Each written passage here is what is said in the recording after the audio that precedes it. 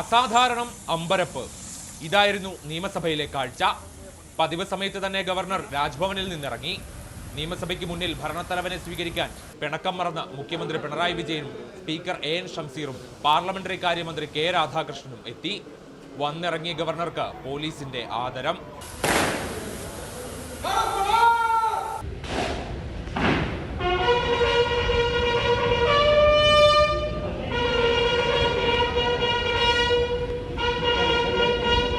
മുഖ്യമന്ത്രിയുടെ മുന്നിലേക്ക് ഗവർണർ നടന്നു വന്നപ്പോൾ ഓർമ്മ വന്നത് സത്യപ്രതിജ്ഞാ ചടങ്ങിൽ പിണങ്ങിയിരുന്നത്.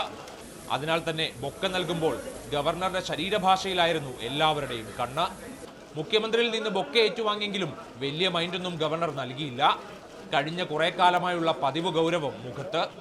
പിന്നീട് നിയമസഭയ്ക്കുള്ളിലേക്ക് ഭരണപ്രതിപക്ഷാംഗങ്ങളെ അഭിവാദ്യം ചെയ്യുന്ന പതിവും ഇത്തവണ കണ്ടില്ല.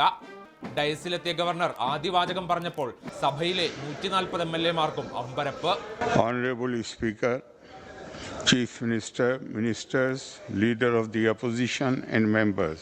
And now I am reading the last para.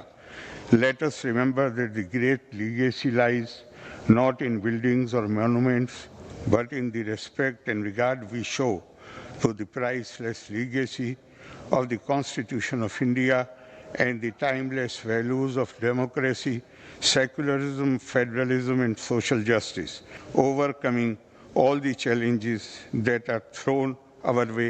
Jai Hind. 1 മിനിറ്റും 17 സെക്കൻഡും കൊണ്ട് കേരള നിയമസഭയുടെ ചരിത്രത്തിലെ ഏറ്റവും ദൈർഘ്യം കുറഞ്ഞ പ്രസംഗം നടത്തി സ്പീക്കർക്ക് തൊട്ടരികിലിരുന്നു. അമ്പരപ്പ് മാറാത്ത സ്പീക്കർ മുഖ്യമന്ത്രിയെ നോക്കി. ദേശീയഗാനം ആലപിക്കാൻ ആവശ്യപ്പെട്ട ഗവർണർ ഇത് കഴിഞ്ഞ ഉടനെ സഭയ്ക്ക് പുറത്തേക്ക് ഇറങ്ങി. പ്രതിപക്ഷാംഗങ്ങളുടെ അടുത്തുകൂടി പോയിട്ടും ആരുടെയും മുഖത്ത് പോലും നോക്കിയില്ല. സഭയ്ക്ക് പുറത്ത് മാധ്യമങ്ങളോടും പ്രതികരിക്കാതെ രാജ്ഭവനിലേക്ക് മടങ്ങി.